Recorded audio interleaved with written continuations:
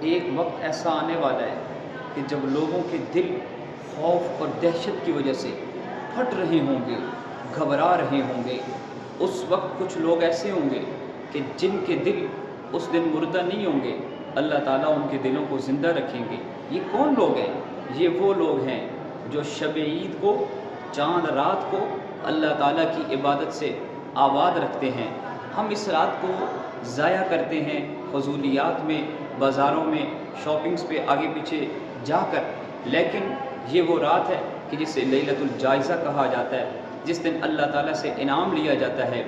اس رات کو عبادت سے آباد کرنے والے، ذکر سے آباد کرنے والے، تلاوت سے آباد کرنے والے، یہ وہ لوگ ہوں گے کہ جن کے دلوں کو اللہ تعالیٰ کل قیامت کے دن کی ہولناکی میں اللہ ان کے دلوں کو زندہ رکھیں گے۔